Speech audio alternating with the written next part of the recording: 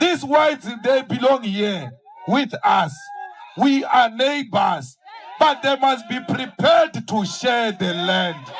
The only problem we have with them, they don't want to share the land.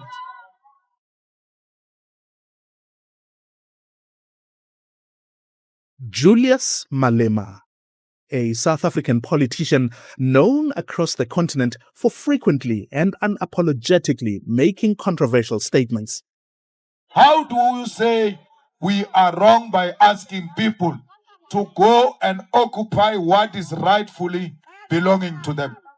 The land belongs to you. He shot to fame in 2008 when he was elected president of the African National Congress Youth League. But several years later, he was kicked out of the party following a fallout with the then president, Jacob Zuma. Malema, along with his close ally Floyd Shivambu, went on to establish their own political party in 2013, naming it the Economic Freedom Fighters, or EFF. The following year, they contested the national election and secured 25 seats in parliament, a place they would use as a platform for what some describe as political theatrics. So today I'm sitting down with Julius Malema at his Johannesburg headquarters for a wide-ranging conversation, from the political ideology that drives the EFF. If you go to Cuba, you'll find a very successful socialist state. To his position on immigration. We must have one passport for all Africans, where we're able to move freely without any hassle. But I would also like to explore the lighter side of the man known to his supporters as Juju. I know that you also love music. I know for a fact that you're a DJ. Absolutely. Which one is better? South Africa's Amapiano or Nigeria's Afrobeat? South Africa Amapiano.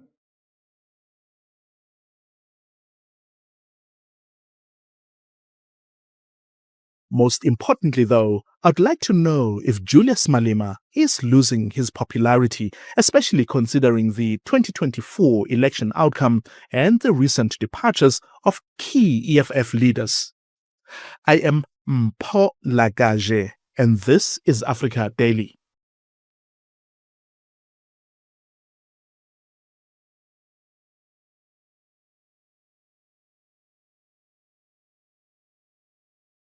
Sure, there's plenty to discuss today, so let me jump straight into it. Mr. Malema, thank you so much for speaking to the BBC World Service. It's deeply appreciated. When you launched the Economic Freedom Fighters back in 2013, you positioned yourselves as a Marxist-Leninist sort of political party with a sharp focus on the poor. In essence, you positioned yourselves as a socialist party. In practical terms, what does socialism look like in Africa? In other words, what sort of policies are we talking about here? We're talking about a policy where the state controls the strategic means of production. So anything strategic in the economy, the state must be in control. But when you say the state must be in control, people think that you are talking about the total 100% state ownership of that particular sector, which is incorrect. So we are saying there are certain things that we cannot entrust an individual private companies to provide. Things like railway lanes, things like ESCOM, things like water. I mean, human beings are emotional beings. He just wakes up one day and says, these people have made me angry, and he switches off the electricity. It can't be an individual decision on who gets electricity or not. It must be a state responsibility. The ownership of the Reserve Bank, the ownership of the monopoly industries, and so on and so forth. You don't close out private ownership, but it can be dominant. So ultimately, the state has to be central. The state must be central. Give me an example on the African continent of a state that is doing exactly that successfully. There are no states in Africa that are practicing socialism. They all came in the name of the revolution, but they've never said they are socialist governments. I wouldn't say there is this government in Zimbabwe or in Malawi or in Nigeria or in Egypt that I would say they've ever said they have declared their state a socialist state. Let me respectfully disagree with you. Yeah. Kwame Nkrumah's Ghana, Tanzania under Julius Nyerere, people like Mengistu Haile Mariam, who led the socialist military junta that led Ethiopia in the 1970s and 80s, also tried it with policies similar to what you are telling me about. So it has been tried in Africa. No, your question, you see, you're answering a wrong question after you asked the question. You said, which state is practicing that? At the current moment, there is no such a state. It has been tried in Ghana, Julius Nyerere, it has been tried in Zambia, and many other parts of the world. It is not the socialist policies that have failed. You must know that once you come up with a socialist policy as an isolated state, the West and America will come and attack and make sure that that policy doesn't succeed so that it is not practiced in other countries. So its attack on other countries and making it impossible for it to succeed does not demonstrate that it has entirely failed. South Africa owns Eskom. Yes. And isn't that an example of what you're talking about? Yes. Are you blaming foreign interests for the failures of Eskom? But Eskom hasn't failed. The individuals who failed. We didn't have to change Eskom. We just had to remove an incompetent white person, director, and bring in an African competent person. And Eskom has turned around. So that's a clear demonstration that a state can deliver and deliver efficiently. Eskom has got its own challenges, but we have electricity now, and that is its primary objective. You know what I'm trying to understand, Mr. Malema? Socialism failed where it was born in the Soviet Union. I'm trying to understand why you are so convinced that it will succeed in South Africa. But capitalism has not succeeded anyway. Well, I didn't say anything about capitalism. Let's talk about socialism. Must not be told like socialism has failed and therefore there was an alternative economic system that succeeded. No one can show me the success of capitalism in Africa. I didn't say anything about capitalism though. Yeah. But if you go to Cuba, you'll find a very successful socialist state, which is able to provide the most basic necessities to our people, despite the fact that it has been under an economic embargo for the past 60 years.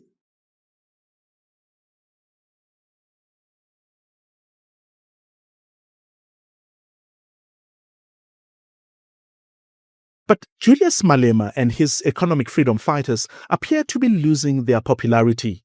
In 2014, they secured more than 6% of the national vote. They received almost double in the following election cycle. But then the EFF dropped to 9% in May 2024. They were overtaken by former President Jacob Zuma's Wesizwe party as South Africa's third biggest political party. Well, it's a slight decrease. It is a decrease nevertheless. No, I'm not where I was. I'm happy you even have a state. I'm not where I started. If I was at 2014 and below, then we could declare a crisis. There was a phenomenon that arose in South Africa of MK, which we underestimated it and never thought it would have the impact it did. The number that you are talking about, which we've lost as the EFF, only comes from KwaZulu-Natal.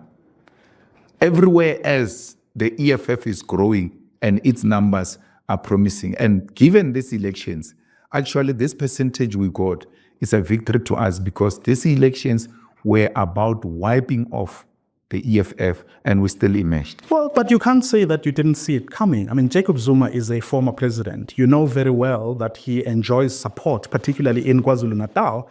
So I would say you failed to come up with an election campaign that would effectively respond to this problem. No, you can't say from a comfort zone that I failed. You must step into these shoes. You'll realize that I fought battles. I mean, I'm working with the numbers. Yeah, you work with numbers. Elections is not only numbers, it's also the amount of time and work you put into an election. We, for the first time, have had a huge rally in KZN at Moses Mabhida Stadium, something that was unheard of, something that was exclusively for the ANC. We put up a good fight, and that's why we don't even regret, and that's why we can't even call for dissolution of KZN structures, because you must try so that even if you fail, we all are like, but they've put up a good fight. And that's what South Africans have said. They've put up a good fight, and they must not be discouraged by these results. Good things are still to come. You are dealing with the departures of key leaders, including your deputy president, Floyd Shivambu. You've also lost Advocate Mpho, your former chairperson. As we speak, I'm not sure if Dr. Mbuyiseni Ndlozi is still part of the EFF or not. What's going on? Nothing is going on. People are engaged in their personal development. Politics are not static. And when people decide they've done everything here and they think they need a different environment, they move to the next step. The only cowardice thing is they don't get to engage you openly and say, look, we've done everything humanly possible. We are no longer here. Who didn't engage you? All of them, everyone, including Dr. Ndlozi. He is a member of the EFF, but when he resigned from Parliament, he has never spoken to me. And no one has ever said to us, except that I went to Floyd to ask him. And I asked him, I said, let's meet at your house. And I went to his house for simple reasons, that I wanted to speak to him in his comfort zone. And I said, I came here, you said you have not renewed your membership. You're no longer a member of the EFF. So you don't have to look at me as your president or someone who can do anything to you because you are no longer under the EFF. Speak to me openly. And then I went closer to him. I asked him, what did I do to you? And the answer was? Nothing. So why are you taking the decision you're taking? No, it's a revolutionary decision to take, I think. It's a personal decision. It has nothing to do with anything that you have done wrong. I remember the first time I did an interview with you in 2008. Floyd was next to you. Over the years, he's been with you. You grew this political party together. Surely you must have seen that there was something wrong, no? No. I've not seen anything. Because my question was necessitated by the fact that I didn't want to repeat what I did wrong to Floyd to another person. And that's what I said to him. I'm asking you not for you to come back. I'm asking you to tell me so that I don't repeat the same mistake to the next person. I'm thinking I'm doing the right thing, only to find that this person is offended by what I'm doing. So I cannot be held accountable and responsible for people who leave and they don't give me reasons, and they don't give you guys reasons as to why they left. They are the only ones who can answer those questions because I don't know. But what is even more worse, they're in the opposition, they're in the leadership of the opposition of the EFF. They still can't tell you why they left. If you put it that way, would you not say that this is a reflection on your leadership? Because I can imagine, an EFF supporter saying, well, Mr. Malema did well to build a strong political brand. This political party is now in parliament, etc. But maybe it's time for you to step aside and give somebody else a chance to come in with fresh ideas and take the EFF to the next level. People are leaving. Surely, it is a reflection on your leadership. You can't, you said 5 people. You can't say people are leaving as if we've got Key more people. than 50. Mr. Malema, you are downplaying it. No, you can't say that. You are downplaying it. I'm not downplaying it. You are overemphasizing it and trying to create an impression of a crisis that is non-existent. If there is someone who's asking the question you're asking, that person would have had to join the EFF and come and say that at the conference of the EFF, which was held now in December, where members of the EFF were there, where members of the EFF said, we want you to continue as a president uncontested.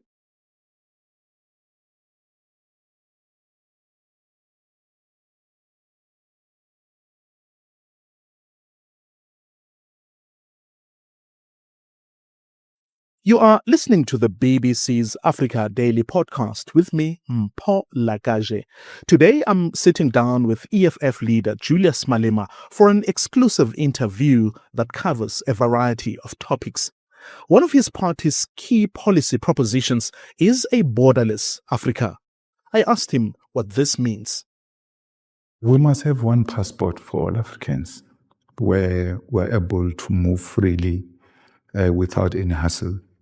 Because it shouldn't be easy for a British to move from Britain and come to South Africa with ease.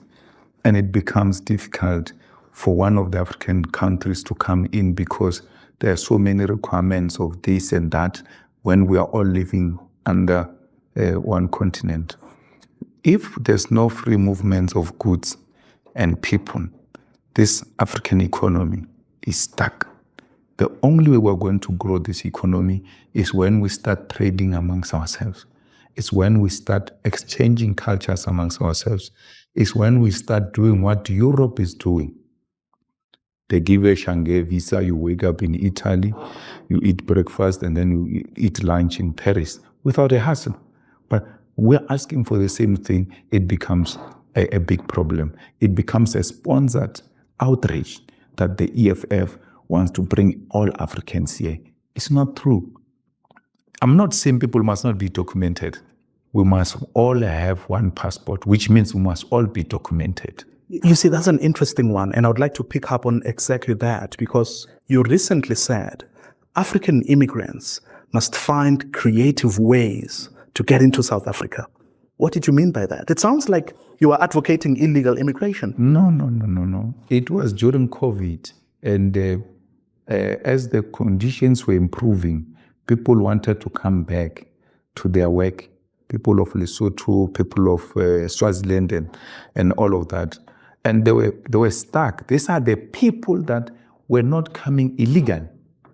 Anyway, they don't need me to say you find creative ways. They are here. They were here even before I said that. But I had a problem with the workers, with the students who wanted to come back to work. And they were well documented and they were being prevented from entering South Africa. So you wanted them to force their way in? No, they had to come in anyhow because the government was now using a strong hand on compliant people. On compliant people. Once government becomes unreasonable, we have no duty to respect such government. So you have to break the law. The unjust law is not law worth respecting.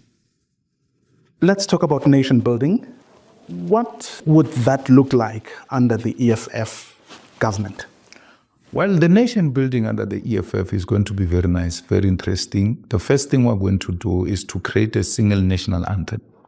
We've got two national anthems in South Africa, Nkosi Africa and this time. Why? Because you always want to appease white people as if they are victims when we are the victims. White people do not know Nkosi Sikelel. When we sing Nkosi Sikelel, they are mumbling. And then when the stem starts, you must even look at the posture, the body changes. So you can see that these are two separate songs. And we've allowed that and we call that nation building. We have to have one national anthem. That is going to force all of us to know it because that's the only anthem we have. But you have to democratize the economy as well. So that when you speak the rich and the poor, you don't effectively mean white and black.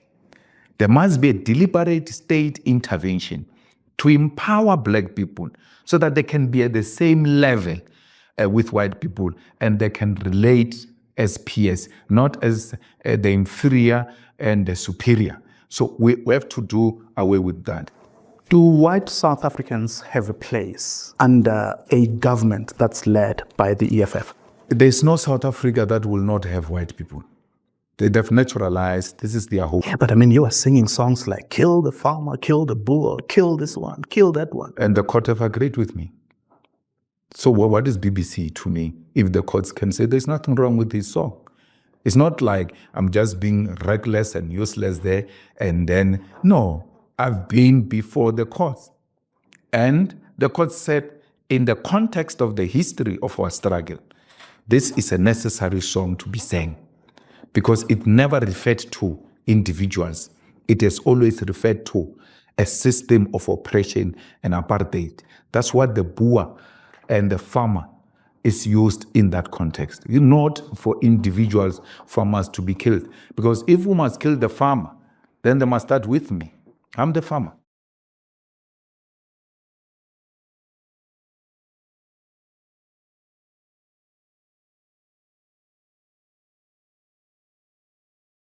Now, before I wrap up, I'm going to step away from politics. I would like to introduce you to a different side of this firebrand leader. When you are not busy fighting Mr. Cyril Ramaphosa or former President Jacob Zuma, what do you do? I know that you love football. I've seen you at the stadium. Well, I'm a farmer. So when I find time, I go to farm. And then I spend a lot of time with my kids. I've got 3 boys and my wife because we don't spend a lot of time with them. And December, I use it purposely for family gatherings. So for sure, my family meets over 4 or 5 days because they never get to meet during the year. I mean, I would not want the situation where a person says when I appear on TV, that's my cousin, but he has never shared a meal with me or seen me in an informal manner. So after everything else, I'm a family man. I belong to my family. And football, I support Orlando Pirates. I'm a strong supporter of Orlando Pirates. And when I get time, I do go and watch the games. I guess that's one of the things that you and I have in common. I'm a Buccaneer myself, and I'm a family man. I know that you also love music. I know for a fact that you're a DJ. Absolutely. You know, when things don't make sense to me and I get so stressed and frustrated, I will sleep during the day. I'll just go into blanket, sleep. And then when I wake up, I've got an idea on how we're going to deal with this problem. But as I was growing up, then I found music as another way of calming me down. So I DJ, and my firstborn is now DJing better than me. And then his second brother, who's now 8, says he wants to learn how to DJ. So, and I've got CDJs in all my homes, not DJing for commercial purposes, but for self-entertainment. Fun. Which one is better? South Africa's Amapiano or Nigeria's Afrobeat? South Africa Amapiano. Nigeria Afrobeat is the thing. It's okay, but South Africa first. Amapiano first. Then Nigerian music will come. You must ask those that I spend a lot of time with. I tell them, as we start playing, I say, no, you start with Amapiano, then you go to Niger, then you can go to other things. But those things of Chris Brown and all, I don't do such things. I don't want to be missing people when I'm sitting here. I miss you. I don't want. Mr. Julius Malema, thank you so much for your time. Really appreciate it.